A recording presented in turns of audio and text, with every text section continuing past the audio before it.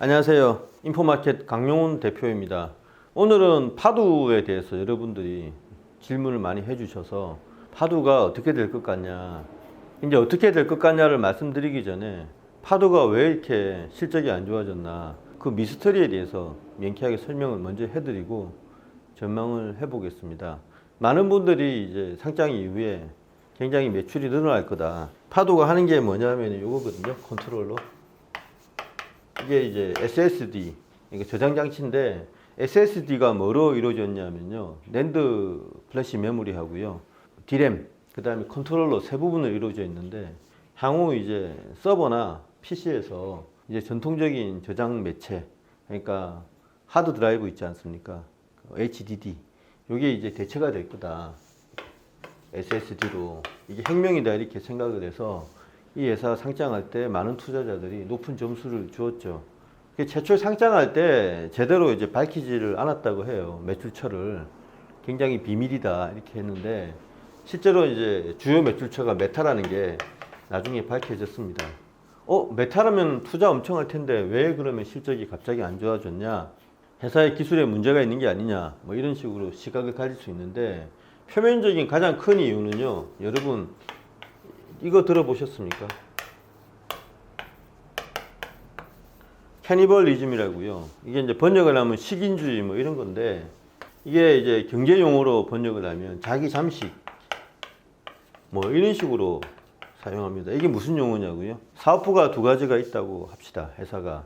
근데 한 사업부가 잘 되면 필연적으로 다른 사업부에 영향을 미쳐서 플러스 효과가 아니고 잠식되는, 그래서 번역을 자기 잠식이라고 이제 번역을 하는데요. 뭐 예를 들면 이런 거죠. 뭐 2차 전지 예를 들면 지금 뭐 삼원계를 하다가 LFP, 그러니까 인산철 배터리를 하게 됐을 때, 인산철 배터리가 잘 되면 잘 될수록 삼원계가 잠식이 되잖아요. 그럴 가능성이 있습니다. 그걸 또 캐니벌리즘이라고 생각을 하면 쉽게 이해가 되실 겁니다. 그럼 이 캐니벌리즘하고 파도하고 무슨 관계가 있냐? 이게 제가 인포마켓에 올린 그 클라우드 제가 설명드렸지 않습니까? 그러니까 IT 리소스를 빌려주는 게 클라우드 서비스인데, 이 클라우드가 이제 구축을 하려면 서버도 구축해야 되고 많은 투자를 해야 되거든요. 클라우드 서비스 제공업체는. 그런데 문제는 뭐냐? 여기에 대척점이요, 캐니벌리즘이 있는 게 AI 클라우드입니다. 이건 저번 시간에도 제가 설명을 드렸는데, 클라우드에서 제공되는 IT 리소스가 뭐냐면 컴퓨팅 파워, 그 다음에 네트워킹 서비스, 그 네트워킹 서비스 안에는 보안 서비스도 포함이 되어 있습니다. 그 다음에 스토리지는 이제 저장을 하는 건데요, 작업을 하다가.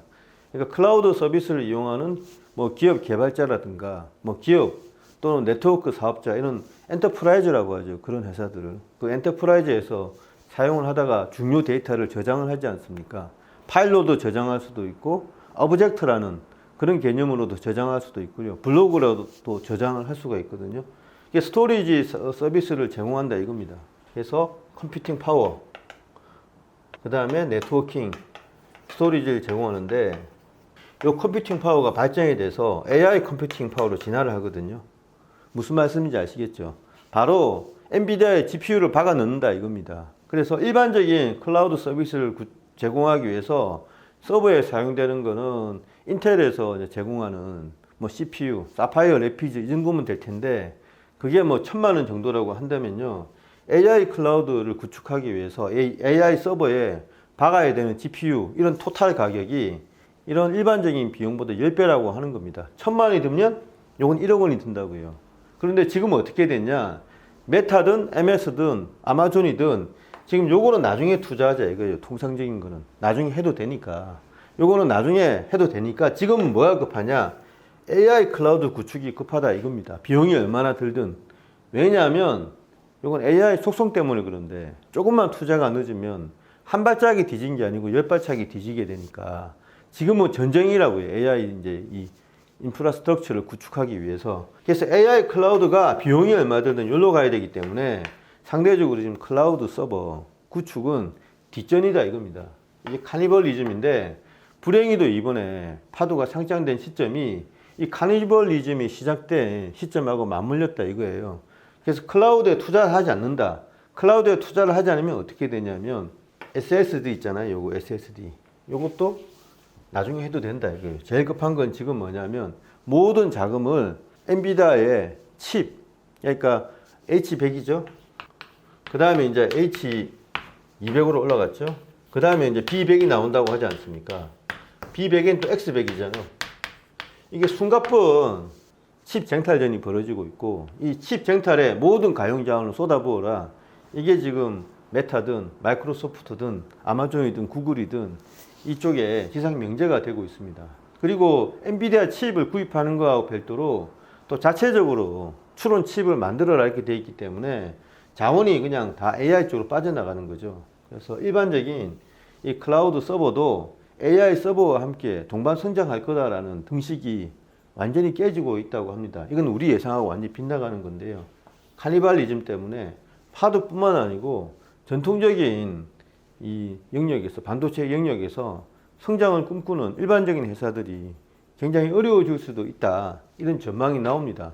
그러니까 AI와 관련된 주가는 계속해서 올라가는데, AI와 관련되어 있지 않고 일반적으로 반도체 영역에서 어떤 소모품이라든가 어떤 기술을 가지고 승부하려는 회사들은 더 어려워질 수 있다, 이런 이야기입니다. 이런 설명을 들으니까 제가 이제 파두의 어떤 주가 전망도 이해를 하게 됐습니다. AI와 관련된 회사가 올라가면 갈수록 파두처럼 전통적인 영역에서 성장을 꿈꾸는 회사들은 상대적으로 소외되는 현상이 더욱더 지속될 것 같습니다. 만족스러운 해답이 되었는지 모르겠습니다. 네, 감사합니다.